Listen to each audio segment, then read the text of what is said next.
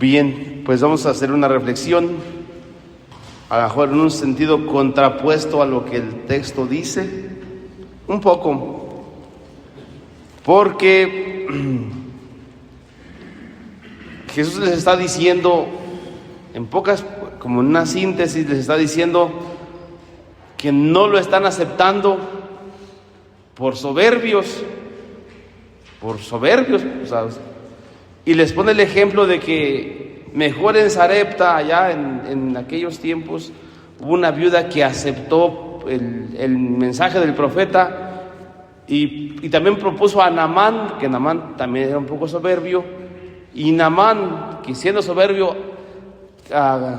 aceptó el milagro, pero está diciendo: ustedes están peor que Naamán. Y ahorita pues vamos a ver las características de Naamán, pero Naamán aceptó a Dios, y ustedes no me están aceptando como enviado y como profeta. Y es que es así como empieza el versículo de hoy, el 24, Lucas 4:24.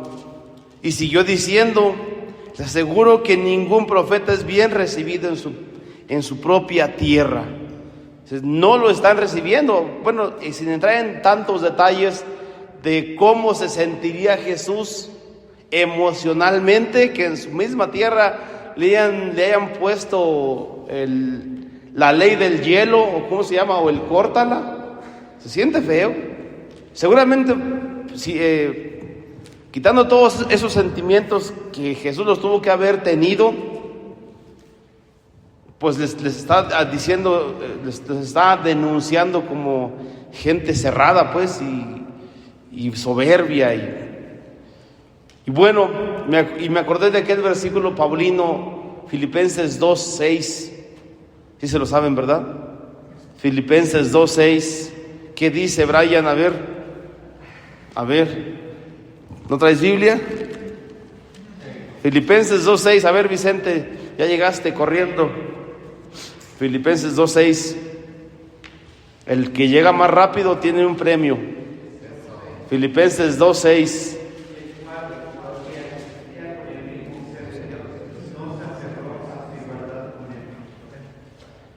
Jesús, el cual existía en el mismo ser de Dios, no se aferró a sí mismo, a su naturaleza, y se anonadó, se rebajó. La encarnación, pues. Por eso la historia hay que interpretarla a la luz de la persona de Jesús. Dice el Concilio Vaticano II que hay que interpretar al hombre a la luz del Verbo encarnado. Así dice Gaudium et Spes número 22. Hay que interpretar al hombre a la luz del Verbo encarnado, porque solamente bajo esta perspectiva de la encarnación podemos entender nuestra propia naturaleza y entender nuestra identidad y saber cuál es nuestra misión, digamos, para ir bien y no andar como estos de Nazaret. Pues, es esto, mis hermanos. Si él era Dios y él ya tenía conciencia de que era Dios, y siendo Dios, se rebajó hasta lo más bajo, pues hacerse hombre. Y estos me están despreciando a él, que es Dios, y que todo lo que dice el Evangelio, que lo único que pasó es haciendo el bien por todas partes, y lo están despreciando. Creo que este es el reclamo de Jesús en este día. Y este es el reclamo también para nosotros en el tiempo de la Cuaresma. Sí, está denunciando Jesús la soberbia humana. ¿Y por qué digo que ese es el mensaje también que propongo? Porque en la Cuaresma se nos invitó desde el principio a la caridad, a la limosna y al ayuno. Sobre todo, ¿para qué? Para rebajar pues el ego, pues, para rebajar la soberbia. Es decir, la Cuaresma es también un camino de humildad, mis hermanos. La Cuaresma también debe ser un camino de humildad, el camino cuaresmal debe ser un camino de humildad. Ya ven que nuestro fundador dice que la humildad es la puerta por donde entran las demás virtudes. Pues bueno, es que sin humildad, pensándolo bien, sin humildad ni siquiera nos podíamos poner de rodillas. Sin humildad no pudiéramos orar. La persona soberbia no se va a poner de rodillas ante nadie. Si no se pone de rodillas ante Dios, menos ante los hombres. Entonces la humildad es necesaria. La humildad es necesaria y sobre todo en esta Cuaresma. Fíjense nada más algunos detalles de Naamán. Y aún así Naamán consiguió el milagro. Y Jesús lo pone como ejemplo, y siendo Naamán que era bien soberbio. Vamos a ver a Naamán. Segundo libro de los Reyes, capítulo 5.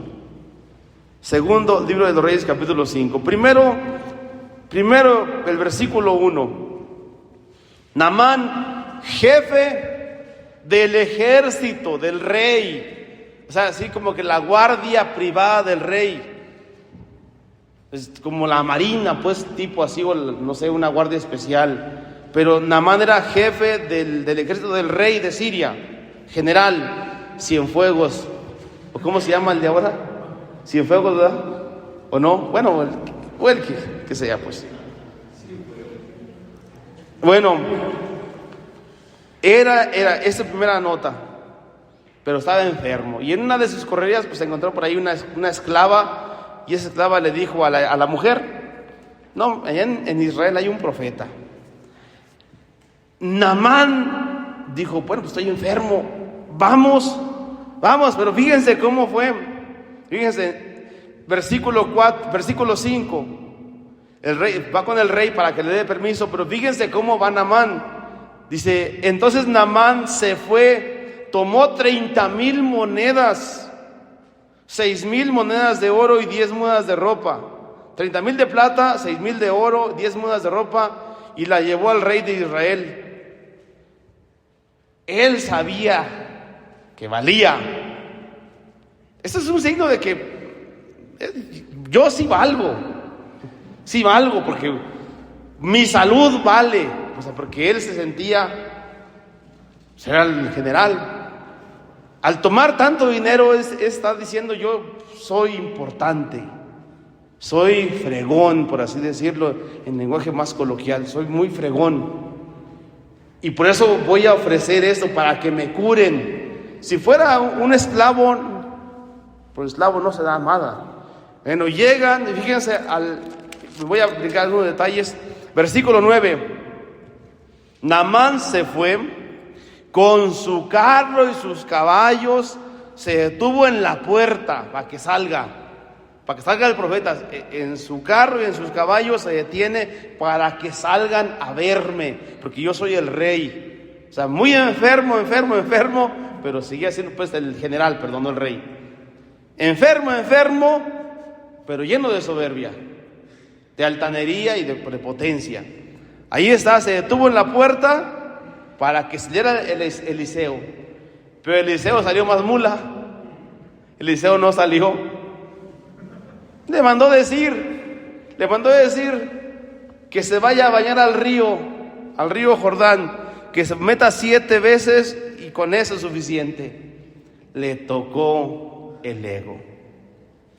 O sea, desde yo, ¿dónde vengo? Soy el general, traje un montón de dinero, aquí llego yo aquí, y tú me mandas a que me... Y que, fíjense el versículo 11, Naamán se enfureció.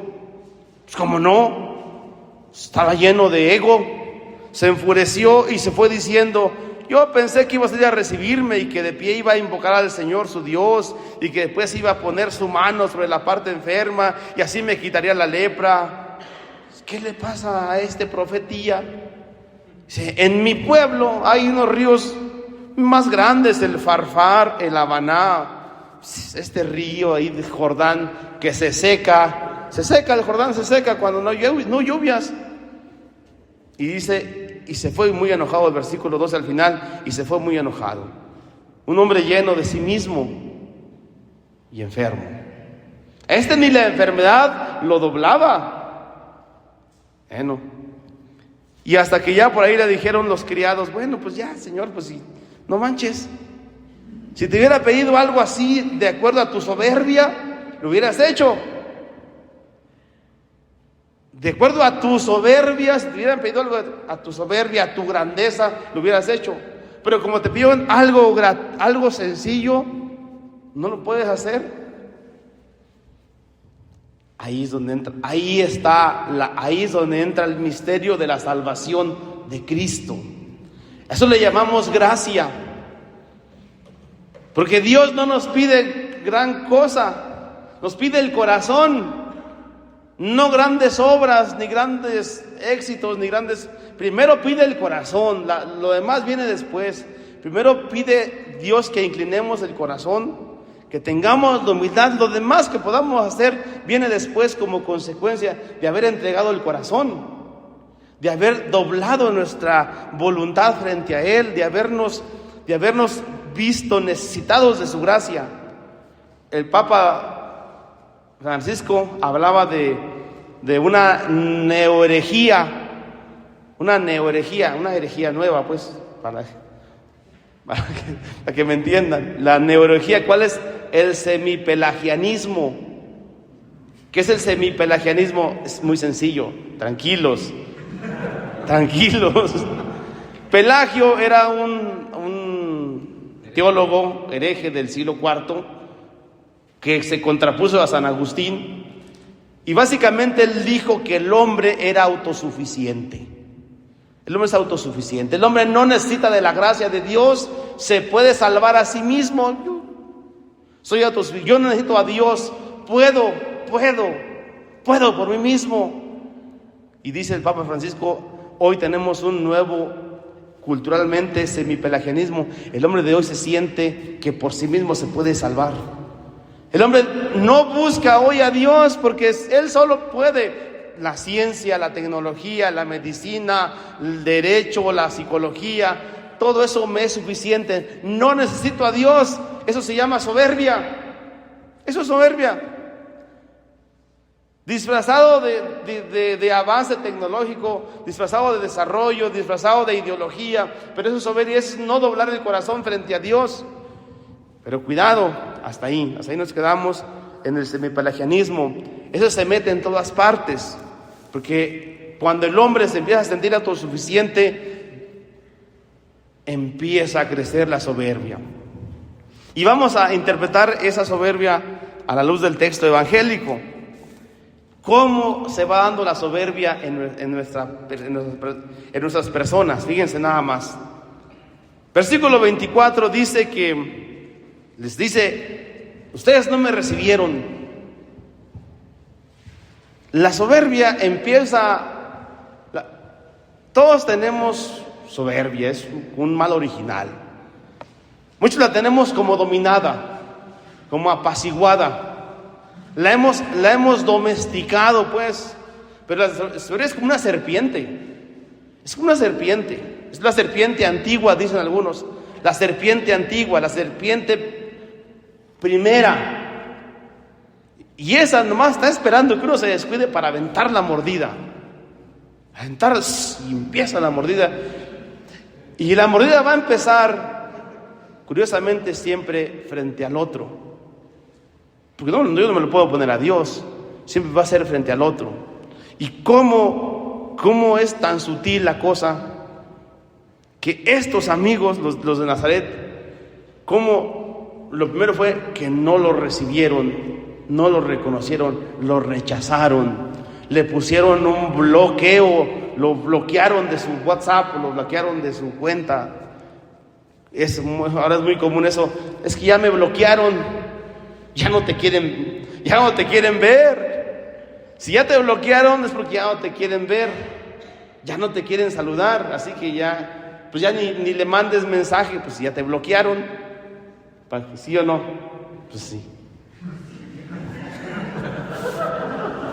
Eso lo digo para los que usan WhatsApp. Los postulantes no usan WhatsApp, pues entonces pues ustedes, pero sí saben de eso, saben lo que es que te bloqueen.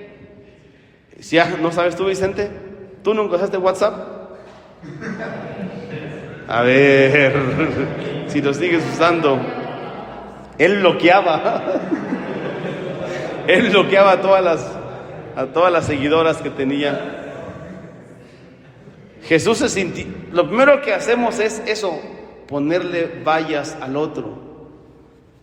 Eso ahí está. Cuando el hombre empieza a hacer distinciones, Cuando empezamos a hacer distinciones, con este sí, con este no.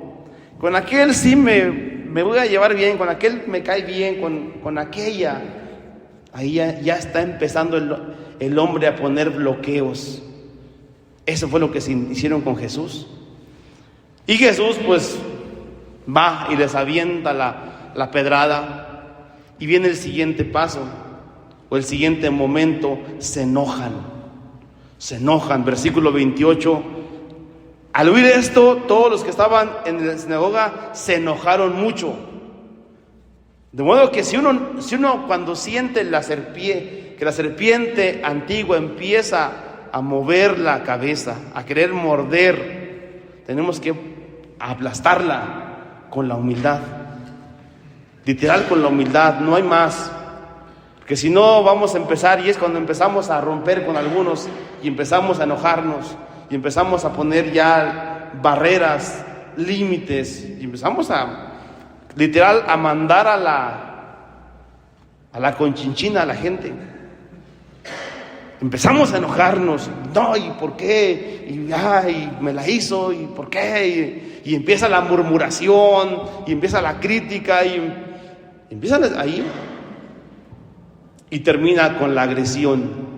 Después dice el versículo 29, se levantaron, lo echaron del pueblo y a Jesús, llevándolo a lo alto del monte sobre el cual estaba el pueblo, para arrojarlo, para matarlo. Después del enojo viene la agresión verbal, la agresión física, la agresión de todos los tipos, la violencia. Todo empieza cuando no sabemos dominar la soberbia con la cual todos estamos peleando, mis hermanos.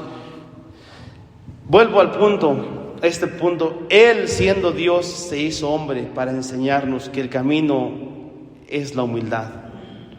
Es difícil, hermanos, es difícil. Yo creo que a todos nos cuesta, sacerdotes, religiosas, matrimonios, a todos nos cuesta, porque todos estamos como trastocados, esa es la palabra, trastocados por el demonio, el pecado original. Todos estamos trastocados y todos tenemos la tendencia al yo, al ego, a imponer mis ideas, a imponer mis razones, a imponer mis criterios y después a decir que lo que yo hago es mejor que lo que hacen.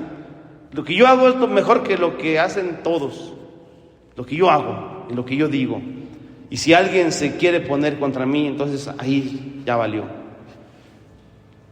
En la Cuaresma es un camino, es un tiempo para practicar la humildad intencionalmente. Actos de humildad intencionales. Actos de humildad. Yo que estaba ahí rezando ahí atrás. Fíjate que me estaba durmiendo aparte. Estaba rezando y qué cañón es ponerse frente al Señor, porque solamente Él nos puede hacer ver nuestra criaturalidad, solamente Él. Solamente quien se pone frente a Él reconociendo su misterio puede reconocer su pequeñez. Pues, ¿quién? Realmente no soy tan importante. Lo que yo pueda conseguir en este mundo, lo que pueda yo hacer, es cualquier cosa. Solo tú, Señor, así, se los digo así, solo tú, Señor, es el que le da el valor pleno a mi vida. Solo Él valida mi vida, solo Él valida nuestra vida, solo Él. Aquí entre nosotros nos andamos validando, pero con criterios muy humanos. Por eso, que en esta Cuaresma nuestra humildad también se manifiesta en nuestra oración.